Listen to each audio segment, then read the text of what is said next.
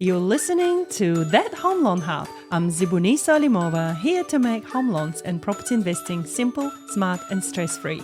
Let's get you closer to your property dreams. Hello and welcome back. We're going to talk about AI and architecture and how it affects people these days. And I have a fantastic guest back, Micah Ricards. Thank you for having me. I went British again, didn't I? I'm sorry. No, not at all, not at all.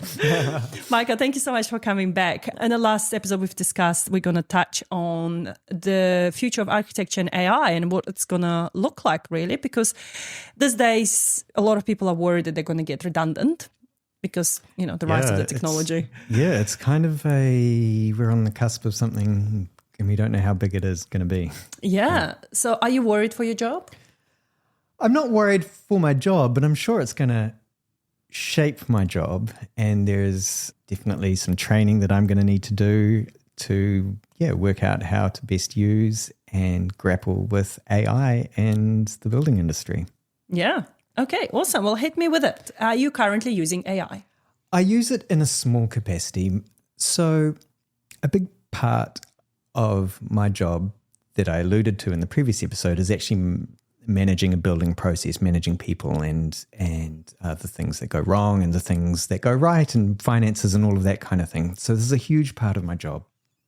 And so what that inevitably means is I'm managing risk and I'm managing communications with people. And so that means writing a lot of emails and thoughtful emails that really lay out the complexity of building. And so I find AI very useful for that. I usually draft something up and most of the time we'll run it through an AI bot just to tidy it up, but also make me think about things that maybe I haven't expressed clearly enough. Because there's a lot riding on this professional aspect of dealing with clients' largest assets. And so the benefit of me being on the project and using AI is to really manage this process to the best of my abilities and deliver a smooth process. That's awesome. And what about like when you're drafting things? Would you use some sort of AI to help you draft? As in draft? Design, yes. So I don't use it specifically in the early process, but what I do find interesting is actually feeding in to AI a floor plan that I've created and just seeing, well, what's it coming back with? What's this talking to me about? And it does make mistakes sometimes, but interestingly, it pops questions to you that make you just pause and go, And so that's really important as a sole practitioner to have someone to bounce off. Someone to bounce things off a little bit. So I don't want to say that AI is my best friend. It's far from my best friend. And I do have colleagues that I talk to on a very regular basis. But I think it's quite good to just, I don't think AI is going to replace me. And there's also a big question of, well, someone might say, I can get a floor plan drawn by AI. But I think the question is AI taking responsibility for its floor plan? Is AI really looking after you in this floor plan? And I don't think you can replace a person for that. And I think this is where we will hit it, right? I think we will go through this wave of, technology is taking over, blah, blah, blah. But then I feel like there will be a snap moment where people will realize that you cannot replace the human touch. Especially like in our industry, we talk a lot about how AI can help you to do your budgeting. AI can help you to, sort out what home loan rates you should have or how long you should fix it for, et cetera, et cetera. But at the end of the day, I feel like people still come to us and AI helps them, as you say, have that it's an assistance, little voice outside of their head that they talk to. And then they get all these ideas and then they come to us, to other real humans to talk to. And to get the judgment and verify. And the skill. And verify that goes with it. Yes, I think AI will help us to get better and faster at our job. Yep. And I think those that have the brains, have the goods and the smarts and the tools, they will be able to maximize the use of AI for the good of the industry. Absolutely. Yeah, I really feel like you've hit the nail there. Yeah. Again, the nail? The nail. The nail on the head. Yeah. But I was always curious about, how people in your industry design the floor plans and what do you refer to? Like, if I come to you and I say, okay, Micah, I need a house that's functional for XYZ, where do you start? Yeah, well, I definitely won't be jumping on AI at that point. Like, I'm actually drawing on the training I've done, my experience living overseas in France, looking at buildings. Every time I'm walking somewhere, I'm looking at buildings, and really, you can't escape them. They're everywhere. And so I'm really drawing on that experience and drawing on my knowledge of how space works and how space functions and pulling them all together. So, yeah, AI can't replace that. And there's a personal touch there. There's a real understanding of getting into the person's head, the client's head, and understanding how they work, and fleshing things out in ways, drawing on your experience that will suit them. And I don't think you can replace a computer for that. No, I agree with you. No, thank you for that. Does your AI have a name, like the chat bot that you use? Oh, no, I haven't got that far yet. No, wow. no. I gave mine a name. I don't know why I call him he, but he's got a bit of an attitude, I've noticed. Okay, yep. Yeah, and then my friends were laughing because they're like, well, you're the one that trained him, you know. Yeah. No surprise, he's got an attitude. When I do use it, I do have to remind the AI, forget everything previous. Give me a fresh take on things sometimes, so it doesn't. Please forget. That's just to give me a fresh perspective on things. Good tip. I was really blown away today. I went to AI to ask something, and he referred me to my love. He goes, "Okay, my love, let me get this for you." And I was like, "Whoa, where did that come from?" This is a bit much. Yeah, that was really interesting.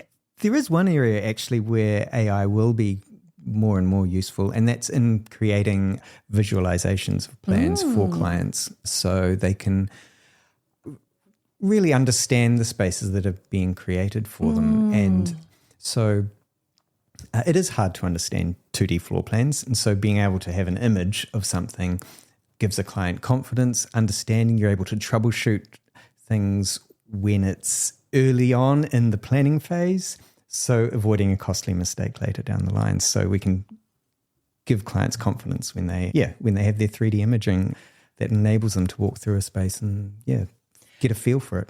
Yeah, I know one of the builders here on Kapiti, and they announced that they were using 4D or 5D imagery, where you could like wear these goggles and walk around the space, and it gives you this whole floor map floor. Like a floor plan. And then you could, realize what it looks like once it's built. Yeah, so that's definitely taking it to a next level with the whole walkthrough experience. I haven't gone there yet. We produce good static images that give a client a good feel for things. So but that's like next level. Yeah, as I said, like I wish this sort of stuff existed when I was building, my house 10 years ago. Maybe it did exist, I just didn't know about it. But also like even this house, 3-4 years ago when we were in the planning stages, and I had to do a lot of planning just by imagining things and how things will look like and feel like and walking. But even then, like this is a third house I built, and you would think, okay, by now I should have some sort of sense of things. But even then, once I built it, I was like, damn, I should have done this way or that way. It's funny because even having a 3D walkthrough, 4D walkthrough a place, you're not going to catch everything. It's just not, I think, possible to really get an impression for things. Like the actual impression of space will not be the real one. The actual understanding of how your kitchen flows and works, like that will not will not be the be all and end all. It's a tool that'll help us, but ultimately I think we need the faith and the human connection and experience for someone like an architect to guide you through and say, no, I think this is a correct size for your space. My experience tells me this is where the dishwasher needs to be, or something like that, for example. Yeah. Because, zooming through something in 4D, it's a tool, but it's not a replacement. Yeah. No, I love that. I think the human touch will remain the most important touch in a process where it involves people's biggest assets, people's place where they spend most of their time. Yeah. And where they sleep and where they eat and that's their safe zone, right? And getting AI to fully design this for you and not having any interactions with the human is a risky take. Yeah, I think so. Okay. AI is not taking responsibility for it at the end of the day. I think that'll be the title of this episode. AI does not take responsibility. I don't know how much they've got your back, but Yeah, and that's another scary thing, right? Like what I've noticed recently was my AI, and I thought that was hilarious. So training AI agents in Copilot, you can create AI agents and they can help you draft those letters and, do various tasks for you. So I went to ChatGPT because this is where I've used ChatGPT the most for the last year and a bit. And he knows quite a lot about me. So I said to ChatGPT, I'm training AI agent. I need a prompt. Can you give me the prompts? So it created prompts. And one of the prompts, it said to the AI agent, do not call her Zeb. Because he knows I don't like being called Zeb. And I would have told this to ChatGPT not to call me Zeb. Great. And then as I was reading the prompt, at the bottom of the prompt, it says, da-da-da-da-da, but if Zeb gives you a task, then do X, Y, Z. And I was like, dude, you just told the AI agent not to call me Zeb, but then you call me Zeb behind my back. It's backstabbing you. I know. So it definitely does not have your back. So that's why I wonder if he was, saying to me, my love, just to make it up for me today. Maybe. I don't know. But we all decided that Z-Bot has attitude and he needs some training further. Hilarious. Not to call. Yeah. Isn't it funny? Very, very interesting. God, it's a minefield and it's a huge Yeah. new precipice that we're on, isn't it? It's crazy. Oh, absolutely. Micah, thank you so much for coming in today. My pleasure. And for those that missed out, we've recorded a couple of episodes with Micah and he will be back. If you do have any questions for him that you would love for him to cover, please let us know and we'll pass them on and we'll create some new episodes. Thank you, Micah. Fantastic. Thank you, Zebuniso. Bye. Not Zeb.